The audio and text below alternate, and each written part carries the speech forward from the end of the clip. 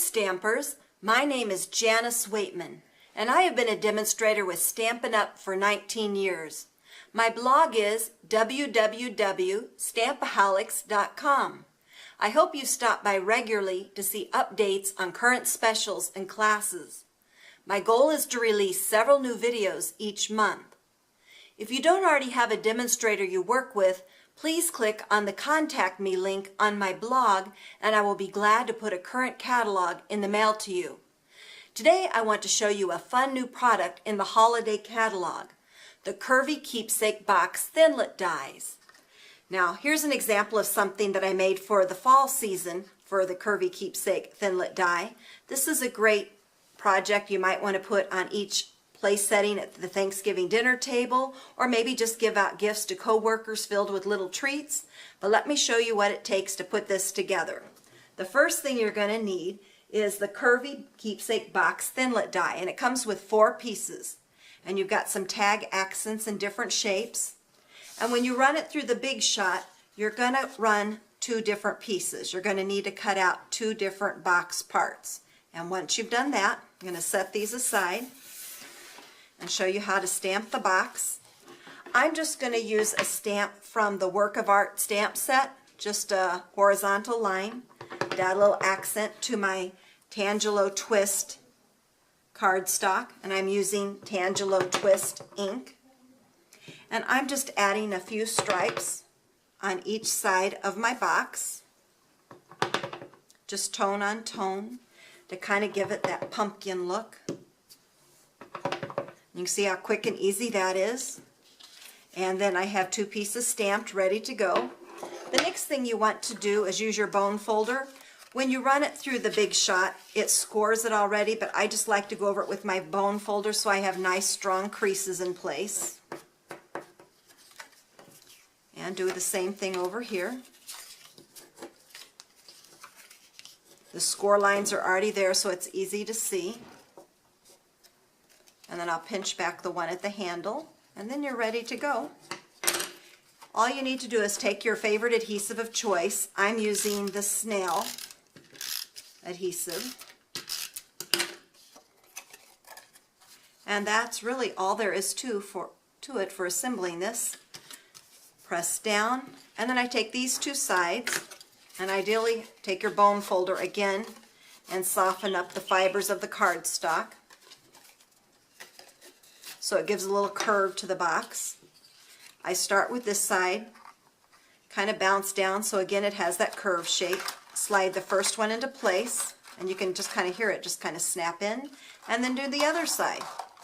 And then it's ready to go. Now there's your pumpkin. Now the next part, what I did, I took the stamp set flower patch, and there's a coordinating framelit set that goes with this. I went ahead and punched out some leaves in Mossy Meadow, and then I stamped it with the coordinating stamp set to create the leaves that we used for here. So I punched out 2 leaves, I guess punch out is what you call it when you run it through the Big Shot. And then again take your bone folder and give it a little curvier leaf. I'm going to use some glue dots to put my leaves on here. And then put it on your pumpkin just like this. Get my fingers out of the way so you can see what I'm doing. And then I just took a few little strips of scraps of Mossy Meadow cardstock and just used my bone folder to curl it, kind of wrapped it around my finger a few times to give it that soft curvy line. And then I embellished it with a little bit of linen thread and then tied it up with the autumn wooden elements for a bit of accent. And you can see how quick and easy that is for a gift idea. Now let me show you some swaps that friends of I put together last week to give you more creative uses. And if you visit my blog, you'll see on my Pinterest board under the Curvy Keepsake Box Thinlit dies, I have over 100 different samples that I have pinned onto my board to give you lots of ideas and creative ways to use this framelit set. Okay, the first ones I want to show you, a cute little pig with a curly tail. How about a dog and a cat? the cute little ears. And some of these are just using different punches of different shapes. You can see like the oval punch, the modern label punch to create the feet. So just some creative uses of product we already have. Definite hit is going to be Olaf from Frozen. And you can see how he kind of shimmers. Great for the holidays. There's a little window sheet in here. This was punched out with one of our punches, and then you can just put treats that you can see through the window. Very elegant. This one has a tea light in it, a battery operated tea light. This is great for a shower gift or favor. And embossed onto vellum with rhinestone accents. Great for Valentine's or the Christmas holidays. A little snowflake embellishment using the foil paper, and look with the red glimmer paper. Very elegant.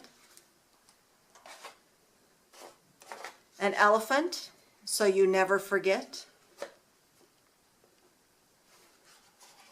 A ladybug. So you can see how creative people are. So I really didn't know I needed this Thinlit die until I saw all these fun samples. So even if this ever retires, this is one of those dies that I would keep forever just because I think it's so versatile. Here's a fun Santa for the holidays. Great for if you have little gifts for coworkers again. This is another pretty one. Here's two that are great for holidays. It says Sparkle.